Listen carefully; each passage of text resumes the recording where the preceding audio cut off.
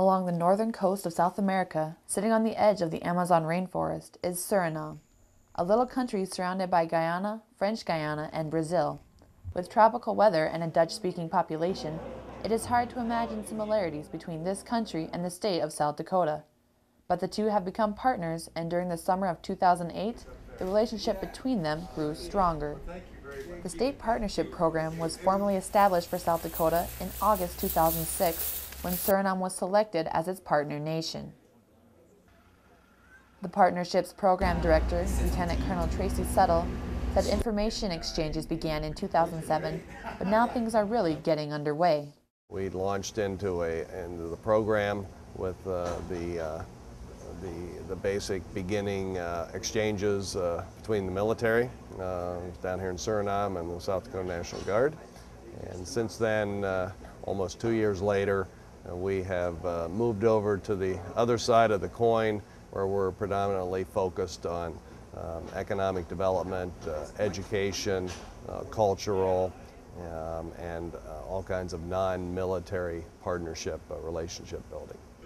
Throughout the month of July, soldiers from the South Dakota Army National Guard traveled to Suriname to do humanitarian and renovation work as part of Beyond the Horizon 2008.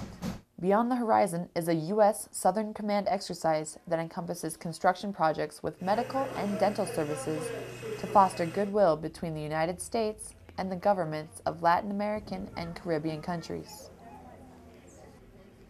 Members of the 155th Engineer Company and the 153rd Engineer Battalion worked on 6 renovation sites located in and around the capital city of Paramaribo. There were 2 two-week rotations of soldiers, each rotation working 3 projects at a time. The first soldiers to arrive worked on engineer projects at Lahire Technical School 4, Clinic Noi Gran, and the Houghton Clinic. These missions gave units a chance to practice mobilization and deployment processes, work together as a full unit, and refine individual trade skills, while at the same time improving the quality of life for Suriname people. 155th Engineer Company First Sergeant Michael Shea, believes these non-combat style missions are great learning opportunities for the soldiers. It's great training due to the transformation. A lot of the soldiers were prior 21 Bravos are switching into more vertical roles now.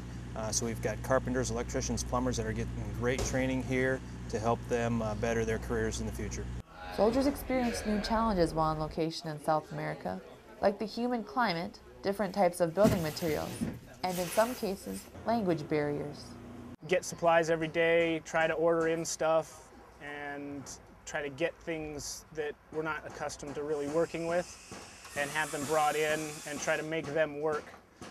We've had to cut nails in half because they've been too large, just all sorts of things like that. The wood that we have is really hard, and it's really hard to cut, and it's really thick too, so we have to make do with what we have. Although each project site had unique renovations, there were also standard problems at each location. Soldiers replaced more than 3,500 feet of rain gutters, tore out termite-damaged walls, and put in metal cabinets to reduce future problems. Second rotation engineers worked on 3 sites and applied finishing touches to earlier projects. The final 3 projects included Lahire Technical School 1, Mulu MG Pool School, and the Ponbutan Clinic. I know they're doing electrical and some plumbing and stuff, but, and like I said, you know, in the United States, like this maybe wouldn't make a difference, but I think down here they're very grateful and it does make a huge difference. A closing ceremony marked the end of 4 weeks of hard work on July 26th at the Noi Gran Clinic. The event officially closed out the engineer projects for 2008. Plans for expanding the state partnership program have already begun for 2009, and members involved are looking forward to continuing growth between South Dakota and Suriname. We are looking at phase 3 activities, and obviously that will depend on funding and other planning and considerations. We hope to engage in 1 or more medical engagements next year as well as the other standard things that we always do out of the office. We'll continue and hope to expand on those as well.